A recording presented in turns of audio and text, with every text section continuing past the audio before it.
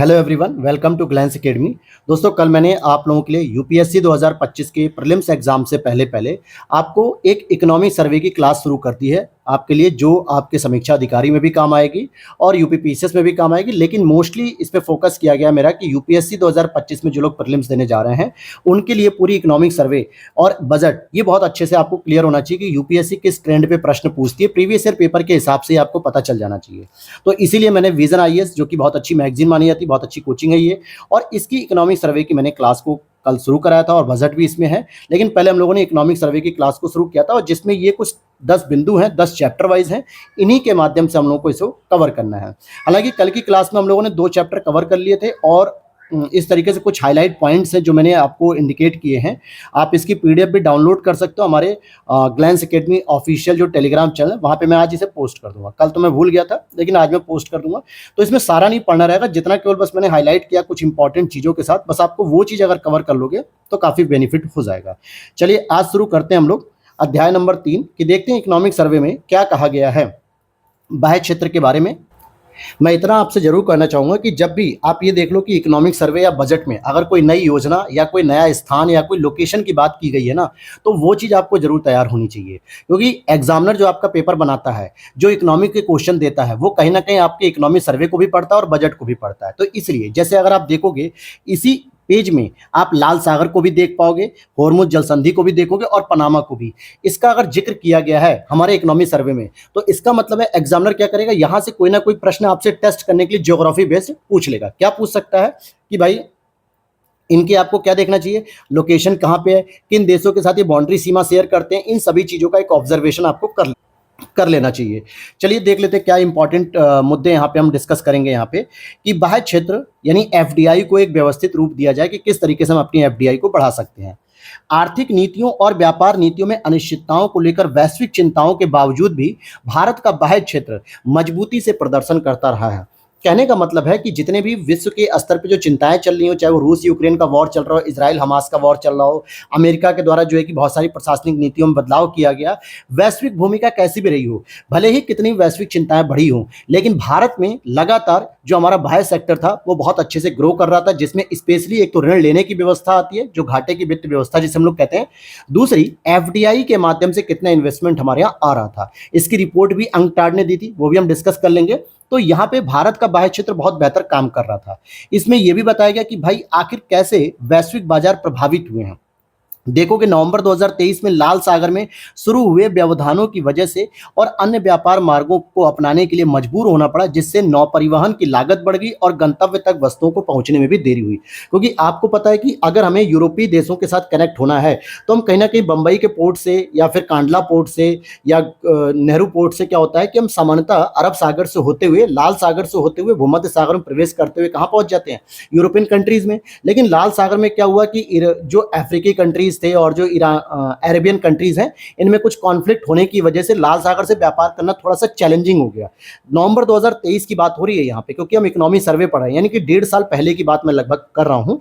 तो यहाँ पे जो प्रॉब्लम हुई उस वजह से हमें पूरा का पूरा केप ऑफ गुड होप यानी कि अफ्रीका के नीचे से होते हुए अटलांटिक महासागर से होते हुए हमें प्रवेश करना पड़ा यूरोप में, जिससे हमारा सामान भी एक तो लेट पहुंचा, जो काम 10 दिन में हो सकता था वो 20-25 दिन लगे, और इस वजह से हमारा जो सामान था उसकी लागत बढ़ गई, चाहे वो व्यापार में आयात करना हो चाहे निर्यात करना हो। इसी तरीके से होर्मुज जल संधि को अगर आप देख लोगे तो इसमें भी जो संघर्ष वगैरह हो रहे थे, इस वजह से ऊर्जा की कीमतों में भी वृद्धि हो गई। क्योंकि यहाँ पे जो होर्मुज जल संधि है, जो अरेबियन कंट्रीज के पास आप देखोगे, तो वहां से क्या होता था कि हम जो कच्चे तेल को जो आयात करते थे या निर्यात करते हैं, उस वजह से वहां पे भी ऊर्जा की कीमत बढ़ गई। जलवायु परिवर्तन की वजह से अनिश्चितताओं का बढ़ना, क्योंकि हाल ही में सूखे की वजह से पनामा नहर में जल की कमी हो गई। क्योंकि अभी आपने सुना होगा कि पनामा नहर में क्या हुआ था, एक बहुत बड़ा कंटेनर का जहाज फंस गया था। क्यों? क्योंकि उसे लगा कि भाई हम पानी में जिस तरीके से आगे जा रहे हैं, प्रॉपर एक पानी रहेगा, आराम से तैरते चलेंगे। लेकिन कुछ जगह पे पनामा नहर में क्या था, सूखने की स्थिति आ गई थी, पानी बहुत कम था, वहां पे पूरी गाद जमी हुई थी, मिट्टी जमी हुई थी, जिसमें जाके वो जहाज फंस गया, बड़ी मुश्किल से निकला। और काफी दिनों बाद जो है कि एक प्रॉब्लम क्रिएट हो गई थी पूरी की पूरी, जिससे पूरा अंतर्राष्ट्रीय व्यापार भी प्रभावित हो गया। अब हुआ क्या, इन तीनों को इकोनॉमी सर्वे में हाईलाइट किया गया। एग्जामिनर क्या करेगा, पूछ लेगा भाई पनामा नहर कहाँ पे पाई जाती है, इसके आसपास कोलन बंदरगाह वगैरह ये सब चीजें पूछी जा सकती है। होर्मुज जल संधि के बारे में पूछ सकता है, लाल सागर के बारे में पूछ लेगा, या लाल सागर पे जो पोर्ट शहीद है, सुएज नहर है, इन सब के बारे में पूछ लेगा। ठीक है, जो स्थमस होते हैं स्थलखंड, इनके बारे में पूछा जा सकता है। तो ऐसे करके आपको चीजों को ट्रेंड एनालिसिस करके चीजों को कवर करना होता है। फिर इसी के बाद अगर हम देखते हैं और आगे देखते हैं, देखो अब ये डायग्राम वगैरह की कुछ खास जरूरत नहीं थी, लेकिन 2024 में जो वैश्विक व्यापार का प्रदर्शन क्या रहा विश्व के स्तर पे, तो विश्व व्यापार संगठन WTO के अनुसार 2024 की तीसरी तिमाही में विगत वर्ष की समान अवधि में यह कहा गया कि वैश्विक माल या पण्य अर्थात कि जो वस्तुओं का जो निर्यात किया जाता है और पण्यों का आयात किया जाता है, ये लगभग 3.5% और 3% में वृद्धि दर्ज की गई है। तो WTO कह रहा है कि 2024 की अगर हम सर्वे की रिपोर्ट की बात करते हैं तो भैया अगर आप वैश्विक स्तर पर किसी वस्तु का निर्यात कर रहे हो या आयात कर रहे हो तो इसमें क्रमशः वृद्धि देखने को मिली है, अर्थात लोगों के बीच में कहीं ना कहीं डिमांड क्रिएट की गई है देशों के द्वारा। तो निर्यात में वृद्धि कितनी, 3.5%, लेकिन वहीं आयात में 3% की वृद्धि देखने को मिली है। ये भारत में नहीं हो रहा है, ये पूरे विश्व के स्तर पे हो रहा है। उसी तरीके से अगर आप सर्विसेज की बात करोगे तो सर्विसेज में ग्रोथ कहीं ना कहीं ज्यादा हो रही है। जैसे सर्विसेज के निर्यात में 7.9% की वृद्धि और आयात में 6.7% की वृद्धि हुई है। लेकिन फिर मैं रिपीट कर रहा हूं अपने शब्दों को कि ये भारत के निर्यात आयात की बात नहीं कर रहा हूं, ये विश्व के निर्यात आयात की बात कर रहा हूं, जहां पे सभी देश एक दूसरे से कोई सामान निर्यात कर रहे होते हैं, कोई देश आयात कर रहे होते हैं। जो देश निर्यात कर रहा होता है उसके निर्यात वाले काउंट में जोड़ लिया जाता है, जो आयात कर रहा होता है उसके आयात में। तो टोटल इसको एक इवेल्युएट किया जाता है कि भाई विश्व के स्तर पे आयात कितना हुआ, निर्यात कितना हुआ। तो सेवा में अगर हम बात कर रहे हैं तो सेवा में निर्यात हुआ है 7.9% की वृद्धि के साथ और आयात हुआ है आपका 6.7% की वृद्धि के साथ। अब यहां पर देख लेते हैं जरा भारत के व्यापार प्रदर्शन को। कहा जा रहा है कि भाई वित्त वर्ष 2025 के पहले 8 महीनों का रिकॉर्ड निकाला गया है, मान के चलो कि मार्च अप्रैल से शुरू करते हुए पूरा दिसंबर 2024 तक का। तो इन्होंने ये कहा, देखा जाए कि वित्त वर्ष 2025 के पहले 9 महीनों में गैर पेट्रोलियम और गैर रत्न आभूषण निर्यात ने अच्छा प्रदर्शन किया। यानी कि भारत में देखो पेट्रोलियम तो आयात किया था, लेकिन जो गैर पेट्रोलियम जो पदार्थ होते हैं या गैर रत्न जो पदार्थ होते हैं, आभूषण होते हैं, हम उनका निर्यात में बहुत अच्छा प्रदर्शन कर रहे हैं। अब यहां पर हम एक एक चीज को समझेंगे। देखो टैरिफ नीतियों से क्या इंपैक्ट पड़ा, तो देखो जितने भी फ्री ट्रेड एग्रीमेंट होते हैं, अब यहाँ पे आपको फ्री ट्रेड एग्रीमेंट के बारे में पता होना चाहिए कि किस तरीके से काम करता है, किस तरीके से नहीं। फ्री ट्रेड एग्रीमेंट पे जो बढ़ते जोर, जैसे अभी भारत ने भी देखो फ्री ट्रेड एग्रीमेंट किया, यूरोपीय यूनियन के जो 4 देश थे जिसमें स्विट्जरलैंड एक प्रमुख है, ठीक है। तो लगातार देश क्या कर रहे हैं, आपसी समझौते के तहत फ्री ट्रेड एग्रीमेंट को बढ़ावा दे रहे हैं और WTO के तहत भी अंतर्राष्ट्रीय जो व्यापार नीतियां हैं इनको भी बढ़ाते हुए सदस्य देशों के बीच में क्या हो रहा है, सीमा शुल्क में कमी की जा रही है और ये अच्छा माना जाता है। जैसे अभी भारत क्या हो रहा है कि भले वो ट्रंप के प्रेशर में ही बहुत सारे टैरिफ को रिड्यूस कर रहे हैं, देखा जाए तो भारतीय अर्थव्यवस्था के लिए नकारात्मक है, लेकिन अमेरिकी अर्थव्यवस्था के लिए फायदेमंद हो गया। इसी तरीके से अगर भारत के सामान पर भी कोई देश, अदर देश जो है कि क्या करे, टैरिफ को डाउन कर दे, टैरिफ कम कर दे, शुल्क कम लगाएगा, तो वस्तु भी सस्ती होकर बिकेगी, जिससे भारत का अधिक से अधिक व्यापार बढ़ सकेगा, निर्यात बढ़ सकेगा। तो ये चीजें यहाँ पे लगाई जाती हैं, तो इनको बेहतर माना जाता है कि फ्री ट्रेड एग्रीमेंट हो गया या WTO की जो अंतर्राष्ट्रीय व्यापार नीतियां हो गई, इनके सहयोग से देशों के बीच में सीमा शुल्क में कमी आई है, जो कि अच्छा माना जाता है। फिर भारत का एक और एनालिसिस किया गया कि सन 2000 से लेकर अगर हम 2024 तक में बात करें, लगभग पिछले 24 सालों में, तो भारत में शुल्क योग्य मदों पर औसत टैरिफ दरें जो 48.9% थी, वो अब वर्तमान में 17.3% तक आ चुकी है और ये औसत दर है।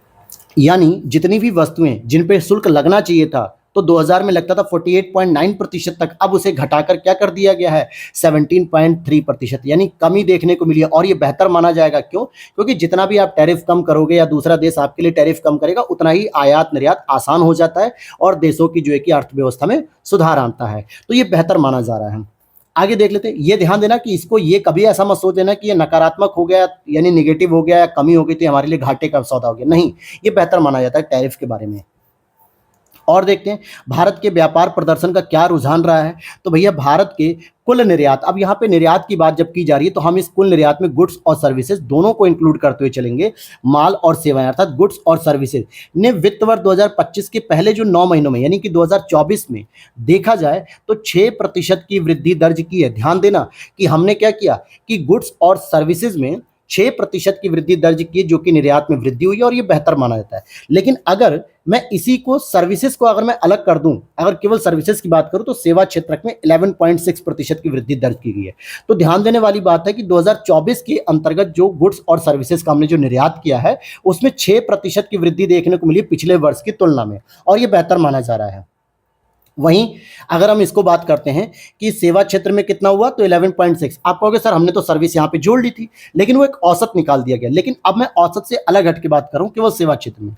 इसी तरीके से इस अवधि के दौरान सतत घरेलू मांग के कारण जो कुल आयात हुआ 6.9% की वृद्धि के साथ जो है कि लगभग इतना पहुंच गया। तो आयात में भी वृद्धि हो रही है, लेकिन आयात में वृद्धि कभी भी हमारे लिए बेहतर नहीं मानी जाएगी, क्योंकि हमारा जितना भी आयात बढ़ता जाएगा वो बेहतर नहीं होगा, क्योंकि इससे क्या होगा, करंट अकाउंट डेफिसिट बढ़ता जाएगा, जिसे हम लोग कहते हैं चालू खाता घाटा, जिसे हम लोग कहते हैं चालू घाटा, वो बढ़ता जाएगा। और करंट अकाउंट डेफिसिट बढ़ेगा तो कहीं ना कहीं डॉलर की कीमत बढ़ेगी और हमारे मुद्रा का, रुपए का डेप्रिसिएशन होगा, ठीक है, मूल्य ह्रास होगा। तो आयात हम कम से कम करें, निर्यात ज्यादा से ज्यादा करें। तो हालांकि निर्यात में तो हम बेहतर प्रदर्शन कर रहे हैं, इसलिए मैंने लिखा बेहतर है, लेकिन आयात अगर हम ज्यादा कर रहे हैं तो वो ठीक नहीं माना जाता है। आगे देखते हैं यहाँ पे कि साथ ही साथ अगर आप देखोगे भारत दूरसंचार, कंप्यूटर और सूचना सेवाओं में वैश्विक निर्यात बाजार में 10.2% की हिस्सेदारी रखता है, और इस मामले में भारत विश्व में दूसरे नंबर पर सबसे बड़ा निर्यातक है, क्योंकि भारत मुख्य रूप से क्या करता है, कंप्यूटर, इंफॉर्मेशन टेक्नोलॉजी सर्विसेज का तो सबसे ज्यादा निर्यात कर रहा है, और इस मामले में भारत सेकंड नंबर पे है। ये एक बहुत बड़ी उपलब्धि एक तरीके से कह सकते हो। अब यहाँ पर ध्यान देना कि मैंने अभी आपको बताया कि गुड्स और सर्विसेज का सर पिछले साल की अपेक्षा निर्यात 6% से बढ़ रहा है, उसमें भी सर्विसेज को अगर मैं अलग कर लूं तो 11.6%। लेकिन अगर मैं आपसे बात करूं कि भारत आखिरकार सेवा में किस चीज का निर्यात कर रहा है, तो सबसे अधिक हम इंफॉर्मेशन कंप्यूटर टेक्नोलॉजी का जो निर्यात करते हैं, इंफॉर्मेशन टेक्नोलॉजी का, उस मामले में हम पूरे विश्व में 10.2% हिस्सेदारी रखते हैं, और जिसमें भी क्या होता है, हम विश्व में दूसरे नंबर पर आते हैं। क्लियर हो गई बात? चलिए आगे देख लेते हैं, हम लोग अगले पॉइंट की ओर चलते हैं। अब यहाँ पे भुगतान संतुलन के बारे में भी जरा देख लो कि भैया भारत का भुगतान संतुलन कैसे होता है। अच्छा, आपको अगर नहीं पता तो यहाँ पे इन शॉर्ट देख लो, बैलेंस ऑफ पेमेंट जिसे हम लोग कहते हैं, भुगतान संतुलन, जिसमें दो अकाउंट आते हैं, एक होता है करंट अकाउंट डेफिसिट, एक होता है कैपिटल अकाउंट डेफिसिट।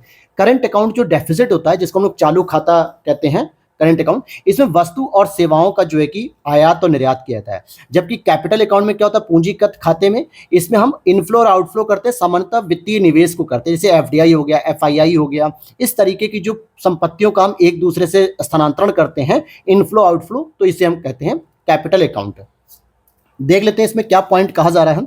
अगर आप देखोगे कि पूंजी और वित्तीय खाता, ध्यान देना, पूंजी और वित्तीय खाते का मतलब कैपिटल अकाउंट डेफिसिट की बात की जा रही है, जो वर्ष 2023 की पहली तिमाही से लेकर वर्ष 2025 की दूसरी तिमाही तक भारत ने आमतौर पे पूंजी खाते में अधिशेष दर्ज किया है। हमारा घाटा कौन सा होता है, आपने अक्सर सुना होगा कि कैड हमारा घाटा है, यानी कि चालू खाता जो हमारा घाटा होता है। क्यों होता है? क्योंकि हम आयात ज्यादा करते हैं, निर्यात कम करते हैं। करंट अकाउंट डेफिसिट हमारा इसलिए बढ़ता है क्योंकि हम आयात ज्यादा करते हैं, निर्यात कम करते हैं। परंतु जो हमारा कैपिटल अकाउंट डेफिसिट होता है, जिसको हम लोग पूंजी खाता कहते हैं, पूंजी या वित्तीय खाता, वो हमारा अधिशेष में चलता है, हम वहां पे घाटे में नहीं होते हैं। क्यों नहीं होते हैं घाटे में? क्योंकि वहां पर हमारे यहाँ इनफ्लो ज्यादा होता है, किसका, एफडीआई का, एफपीआई का, और विदेशी ऋण की प्राप्ति भी होती है। हालांकि विदेशी ऋण बेहतर नहीं होता है, हम जितना भी ऋण ले रहे हैं अगर वो ब्याज पे आधारित है तो हमें कहीं ना कहीं वो रिटर्न भी करना होता है। कुछ ऋण होते हैं जो हमें अनुदान के तौर पे मिल जाते हैं, जिसे हमें रिटर्न नहीं करना होता है, वो तो बेहतर होते हैं, लेकिन ऐसे ऋण बहुत कम मिलते हैं, ठीक है। तो लेकिन एफडीआई और एफआईआई को अगर हम देखें तो ये बेहतर प्रदर्शन कर रहे हैं हमारे यहाँ।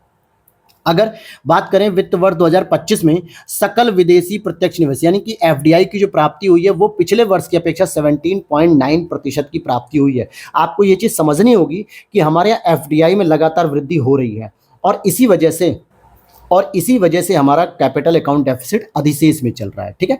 यहाँ पर अगर हम देखें, यदि लंबी अवधि की बात करें तो सन 2000 से लेकर 2024 तक में जितना भी एफडीआई आया है, 1 ट्रिलियन अमेरिकी डॉलर के आंकड़े को पार कर चुका है। कितना? 1 ट्रिलियन अमेरिकी डॉलर के आंकड़े को प्राप्त कर चुका है। और लगभग अभी हमारी जो भारत की जो इकोनॉमी है वो 4 ट्रिलियन इकोनॉमी है, 4 ट्रिलियन की। सोचो जितने साल से भी आप जोड़ सकते हो, 4 ट्रिलियन इकोनॉमी अभी तक बनी हुई है, और जिसमें पिछले 24 सालों में लगातार क्या हुआ है कि एफडीआई 1 ट्रिलियन डॉलर तक आ चुकी है। अब जरा बात कर लेते हैं कि फॉरेन एक्सचेंज जो हमारे पास होते हैं, रिजर्व्स, वो क्या है? विदेश की जो मुद्रा नीति है, भारत की विदेशी मुद्रा आरक्षित निधि, जिसमें क्या आएगा कि फॉरेन करेंसी एसेट भी आप इसे कह सकते हो। विदेशी मुद्रा परिसंपत्ति में क्या क्या आता है, यूपीएससी डायरेक्ट पूछता है यहाँ से कि भारत की फॉरेन करेंसी एसेट में क्या क्या टर्म्स आती है। आप पीवाईक्यूज में जाके देख भी सकते हो। सेम यही लाइन पूछी गई है। तो आप लोग गोल्ड को लगा देते हो, एसडीआर को लगा देते हो, लेकिन आईएमएफ के अंतर्गत जो रिजर्व ट्रेंच होता है ना, इसको आप इंक्लूड नहीं करते हो, और यहां से यूपीएससी प्रश्न ट्रैप की तरह देती है और आप फंस जाते हो उस ट्रैप में। तो आपको गोल्ड पता रहता है, एसडीआर पता रहता है, लेकिन आईएमएफ के अंतर्गत जो रिजर्व ट्रेंच होता है ना, इसको भी आपको याद रखना है। हालांकि आईएमएफ में पहले से ही एसडीआर होता है, स्पेशल ड्राइंग राइट, लेकिन यहाँ पे रिजर्व ट्रेंच भी आपको याद रखना है। तो ये तीनों ही चीजें इसमें शामिल होती हैं भारत की विदेशी मुद्रा आरक्षित निधि में।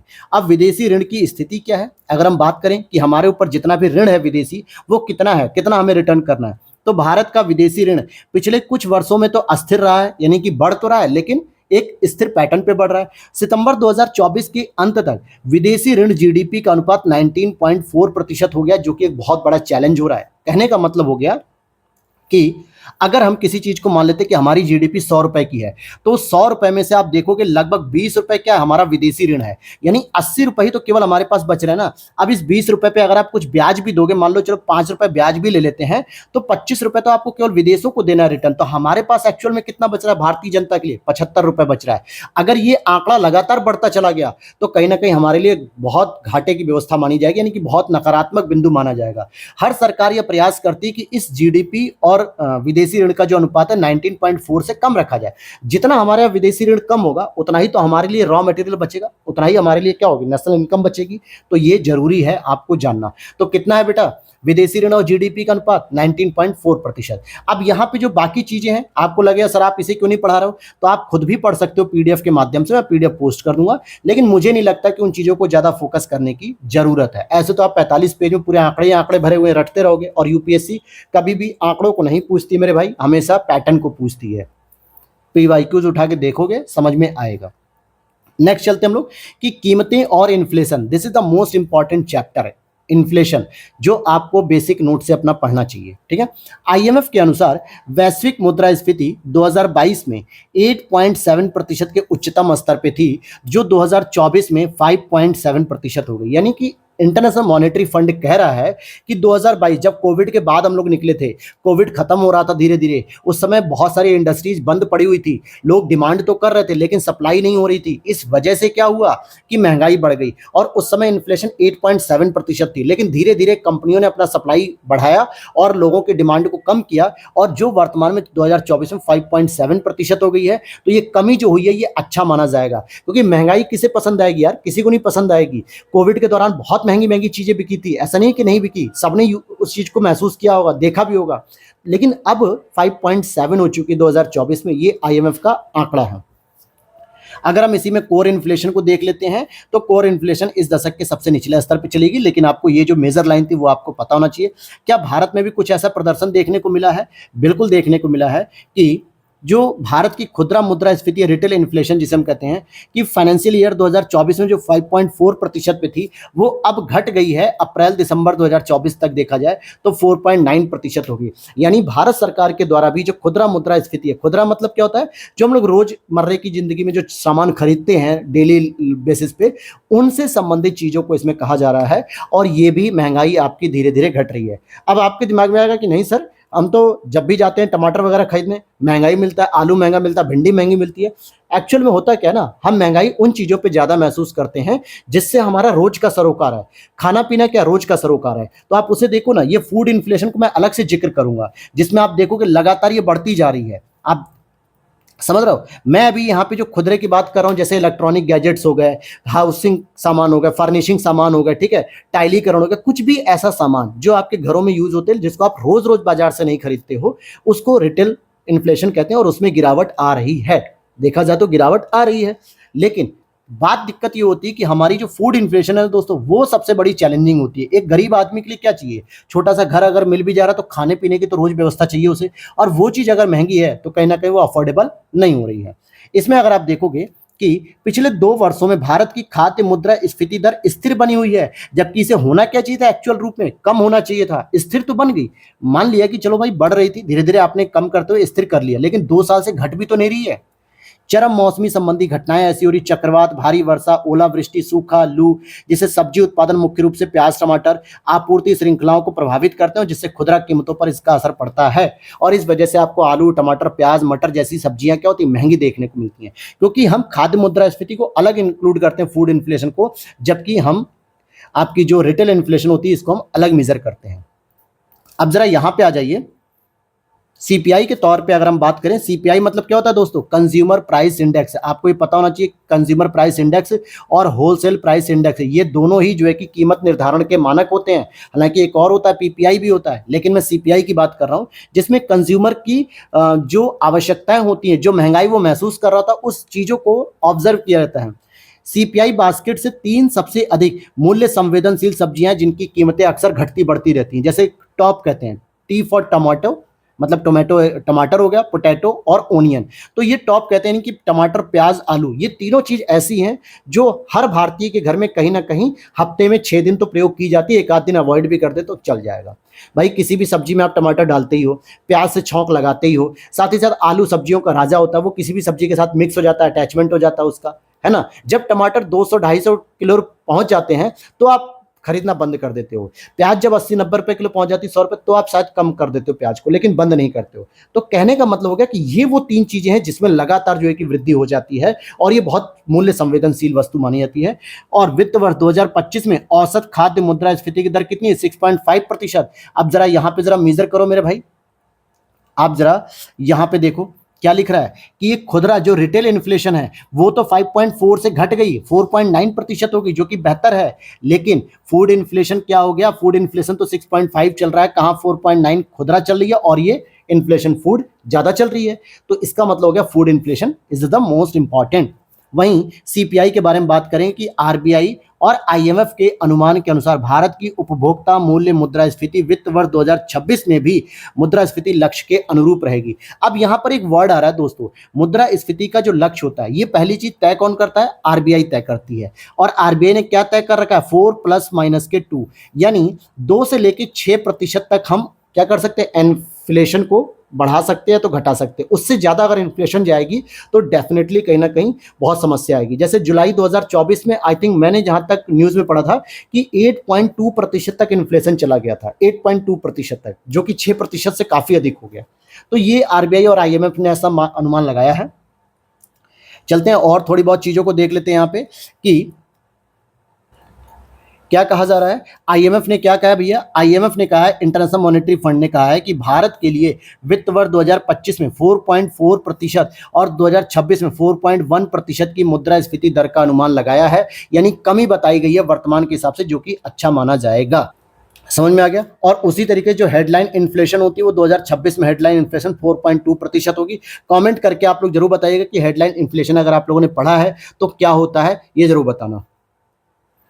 चलो आगे देख लेते हैं हम लोग यहाँ पे। जैसे मैंने यहाँ पे देखो लिखा भी है एक बोनस टिप के रूप में कि मुद्रास्फीति एवं आरबीआई और आरबीआई के कार्य जरूर पढ़ें। इकोनॉमी के शॉर्ट नोट से आप रिवीजन कर सकते हैं।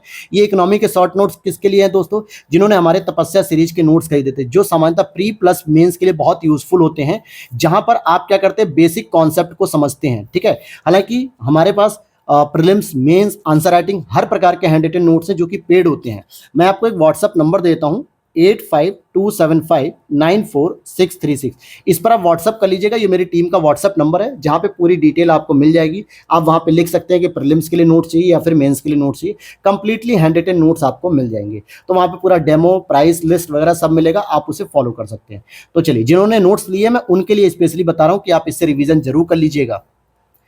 आगे देखते हैं, नेक्स्ट चैप्टर पे हम लोग चलते हैं। चैप्टर नंबर 5 हमारा क्या है कि मध्यम अवधि का परिदृश्य, यानी कि गैर विनियमन से विकास को बल देना।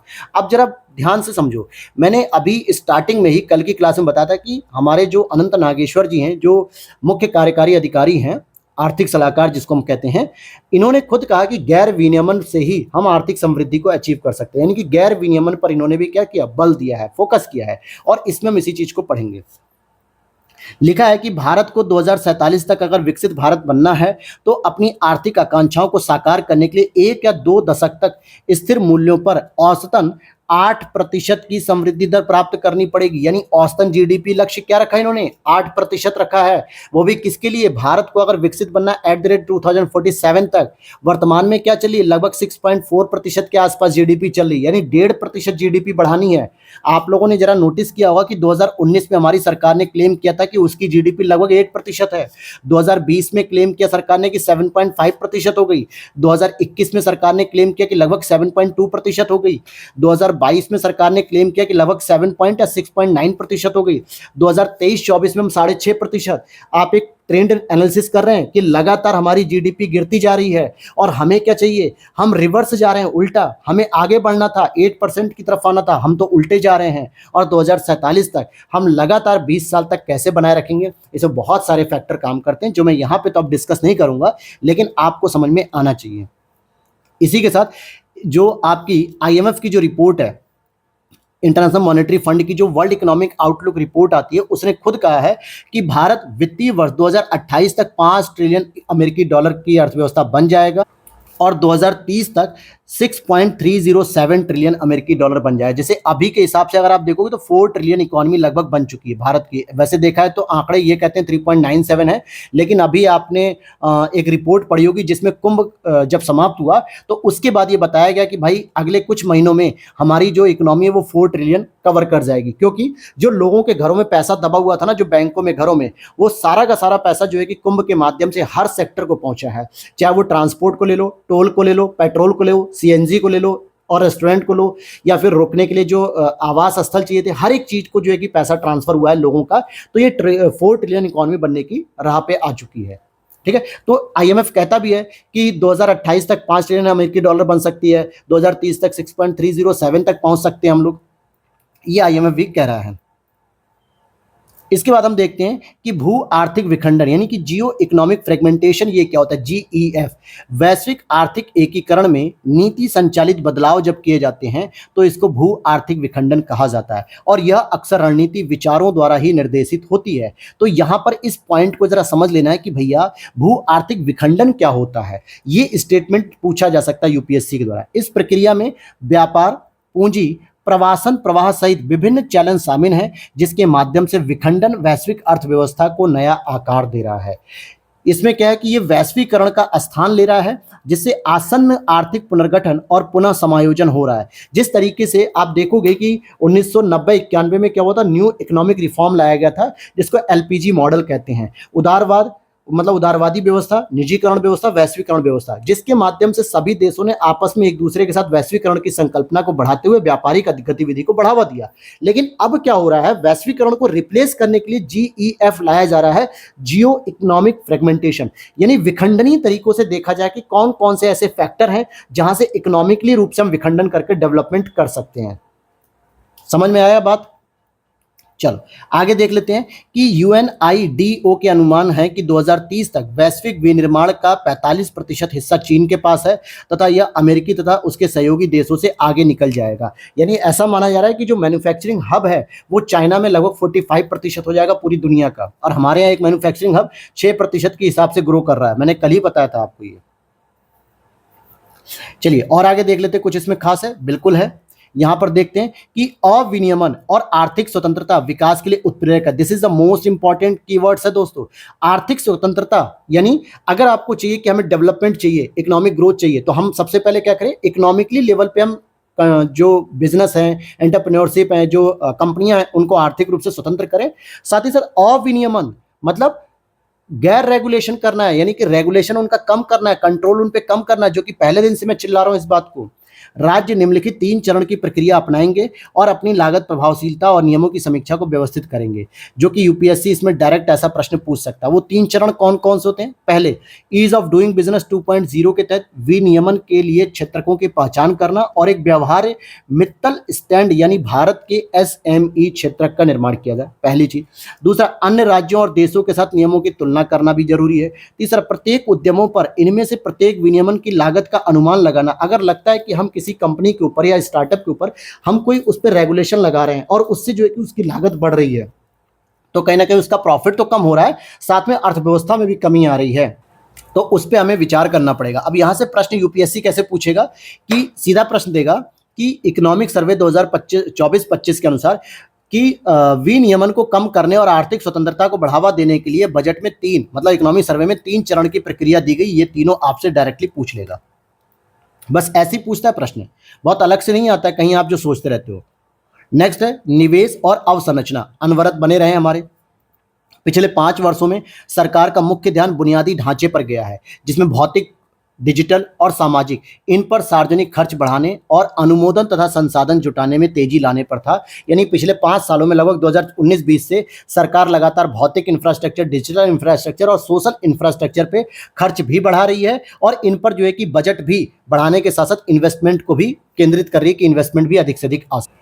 और सबसे इंपॉर्टेंट चीज पता है क्या है कि 2020 से लेकर 2024 तक प्रमुख बुनियादी क्षेत्रकों पर केंद्र सरकार का पूंजीगत व्यय 38.8% की दर से बढ़ा है। और जिस भी देश में सरकार के द्वारा अगर पूंजीगत व्यय को बढ़ाया जाता है तो ये बेहतर माना जाता है, क्योंकि पूंजीगत व्यय वर्तमान समय में तो लगता है कि सरकार बहुत पैसा खर्च कर रही है, लेकिन दीर्घकालिक इसके परिणाम सकारात्मक होते हैं। जैसे अगर आप देखोगे हेल्थ की व्यवस्था अच्छी करना, इंफ्रास्ट्रक्चर उसका बेहतर करना, स्कूल एजुकेशन को बेहतर करना, रोड ट्रांसपोर्ट को बेहतर किया जाए, इंश्योरेंस की कंपनियों को बेहतर किया जाए, तो कहीं ना कहीं लोगों को सुविधाएं एक लंबे समय में फिर मिलने लगती हैं। जब देखते हो आपकी भाई कहीं से एक्सप्रेसवे निकलता है तो लोगों को लगता है यार कई किसानों की जमीनें चली गई होंगी, कई किसानों का नुकसान हो गया, कई लोगों के घर उजड़ गए होंगे। मानते हैं इस बात को, सरकार भी मानती है, क्योंकि वो किसी दूसरे देश में थोड़े डेवलपमेंट करेगी अपने यहाँ ही।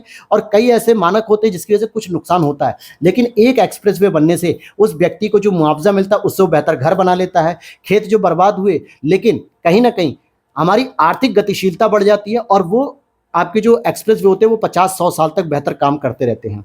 तो ये चीजें हमें देखनी पड़ती है और इसमें पूंजीगत व्यय का जो दीर्घकालिक परिणाम होता है वो सकारात्मक होता है। इतनी बात क्लियर हो गई।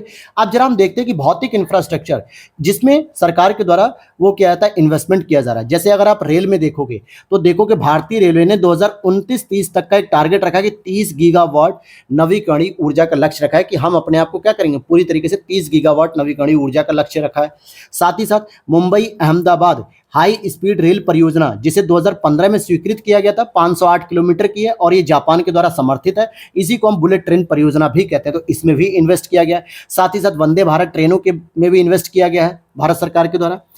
अगर हम सड़क परिवहन में देखें तो भारत में कुल 63.4 किलोमीटर का सड़क नेटवर्क हो चुका है और राष्ट्रीय राजमार्ग की कुल सड़क माल यातायात का लगभग 40% वहन करते हैं। यानी जितना भी हमारे भारत के अंतर्गत जो निर्यात किया जाता है, सामान का जो आवाजाही की जाती है, माल यातायात किया जाता है, उसमें नेशनल हाईवे जो होते हैं ना वो 40% रोल प्ले करते हैं, क्योंकि शहरों में घुसना नहीं है, कच्ची सड़कों से हमें जाना नहीं है। सारे ट्रांसपोर्ट क्या होते हैं, बड़े बड़े हाईवे पे आराम से कम समय में पहुंच जाते हैं, कम लागत लगती है, तेल वगैरह की बचत होती है, ईंधन बचता है। तो ये एक बेहतर अप्रोच होती है। वित्तीय वर्ष 2025 में 5,853 यानी 58-53 किलोमीटर राष्ट्रीय राजमार्ग का निर्माण किया गया है। और बात कर लेते हैं यहां पर अगर आप देखोगे कि भारतमाला परियोजना जो कि 2017 में लॉन्च की गई थी, इसके तहत 34,800 किलोमीटर नेशनल हाईवे को डेवलपमेंट करने का लक्ष्य रखा गया है। हालांकि अभी तक इसमें अगर आप देखोगे कि 76% परियोजनाएं पूरी की जा चुकी हैं, 76% पूरी की जा चुकी हैं। अब यहां पर अगर आप देखोगे कि साथ ही साथ मल्टी मॉडल लॉजिस्टिक पार्क जो दिसंबर 2024 तक चेन्नई, इंदौर, नागपुर, जालना, जोगी घोपा, बेंगलुरु 6 इस तरीके के मल्टी मॉडल लॉजिस्टिक पार्क भी प्रदान किए जा चुके हैं। इसी तरीके से अगर हम बंदरगाह वगैरह में देखते हैं तो परिचालन दक्षता में सुधार और प्रमुख बंदरगाहों में औसत कंटेनर टर्न अराउंड समय में कमी भी आई है, जो कि बेहतर माना जाता है। जैसे अगर मान लो कि हमने अपने कंटेनर को जो है कि लोड करके हमने किसी देश को भेजा और वहां से सामान जो है कि वो अपना उतार के फिर वो वापस आ गया, कितने समय में आया, ये बहुत इंपॉर्टेंट होता है। अगर वही बंदरगाह से एक ही जहाज दिन में 2 राउंड लगा लेता है तो ज्यादा प्रॉफिट कमा रहे हैं हम, लेकिन वो एक ही राउंड लगा पा रहा है, इसका मतलब है कहीं ना कहीं आधारभूत संरचना की कमी है। तो हमने उसको जब बेहतर किया तो जल्दी जल्दी उसकी अनलोडिंग हो गई, जल्दी जल्दी वो फ्री हो गया और फटाफट जो है कि वो वापस आके दूसरे राउंड या दूसरे ट्रिप के लिए खड़ा हो गया। तो 2014 में 48 आवर एवरेज लगते थे, लेकिन 2025 में अब केवल 30.4 आवर लगते हैं, 18 घंटे की हमने बचत कर ली है। तो ये बेहतर माना जा रहा है। सागरमाला कार्यक्रम के तहत यह प्रगति दर्शाई गई है, जिसमें पोत बंदरगाहों का क्या किया गया, मॉडर्नाइज कर दिया गया, आधुनिकीकरण कर दिया गया और टेक्नोलॉजी से जो है कि कनेक्ट किया गया है। मार्च 2015 में आपकी सागरमाला परियोजना शुरू की गई थी और साथ ही साथ भारतमाला जो परियोजना है इसको अगर आप देखोगे तो ये 2017 में शुरू की गई थी। तो ऐसी योजनाएं भी पूछता है सर यूपीएससी, ठीक है। और अगर आप देखोगे यहाँ पे हरित नौका के ऊपर बात की जा रही है, जो हरित नौका दिशा निर्देश जो 2024 में लॉन्च किया गया था, इसका लक्ष्य है कि अगले 10 वर्षों में 1000 अंतर्देशीय जहाजों को हरित करना, यानी कि जो आपके देश के अंदर जो छोटे छोटे जो नाव चल रही है, स्टीमर चल रही है या जो नौकाएं चल रही हैं, इसको हरित करने का मतलब है ग्रीन एनर्जी से जो है कि वो किया जाएगा, रिप्लेस किया जाएगा। ऐसा नहीं कि आप हरा रंग लगा दोगे। अच्छा, ऊर्जा क्षमता की बात कर लेते हैं। ऊर्जा क्षमता में बहुत जो है कि वृद्धि कर रही है इस समय गवर्नमेंट हमारी। विद्युत क्षेत्र में देखेंगे तो नवंबर 2024 तक स्थापित क्षमता जो साल दर साल है वो 7.2% से बढ़ के कितनी होगी, 456 गीगावाट हो चुकी है। और ये नवंबर 2024 तक का आंकड़ा है। कब तक का आंकड़ा है? नवंबर 2024 तक का आंकड़ा है। हालांकि मैं बजट जब पढ़ाऊंगा आपको तो उसमें एक लेटेस्ट आंकड़ा भी जो होगा वो भी मैं आपसे डिस्कस कर लूंगा। अब इसे देखते हैं तो ये कुल विद्युत क्षमता हो गई इंडिया की कितनी, 456.7 गीगावाट, जो कि नवंबर 2024 तक है। और सबसे इंपॉर्टेंट बात बताऊं मैं, इसमें नवीकरणीय जो क्षमता है वो 47% हो चुकी है। कितनी होगी दोस्तों?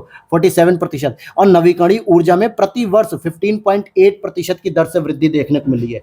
तो अगर आपसे कोई कहे कि भैया 456 गीगावाट जो है कि हमारी पूरी एनर्जी रिसोर्स हो चुका है, जिसमें नवीकरणीय ऊर्जा का योगदान कितना, तो 47% आपको याद रखना है। और वो कितने प्रतिशत की दर से प्रति वर्ष बढ़ रहा है? 15.8 प्रति वर्ष से बढ़ रहा है। इसमें आप और भी देख सकते हो, ठीक है। पुनर्वितरण जो पुनर्निर्मित वितरण क्षेत्रक योजना है, जिसको प्रधानमंत्री सहज बिजली हर घर योजना यानी कि सौभाग्य योजना के नाम से रिप्लेस किया गया। और देखा जाए तो इसके लिए जो नोडल एजेंसी है, हालांकि इसको 25 सितंबर 2017 में शुरू किया गया था, 100% का जो बिजली का जो लक्ष्य था वो प्राप्त करने का 2022 में से क्लोज भी कर दिया गया। लेकिन इसके लिए जो नोडल एजेंसी थी वो थी REC, जो कि एक क्या है, नवरत्न कंपनी है, rural electricity corporation of India.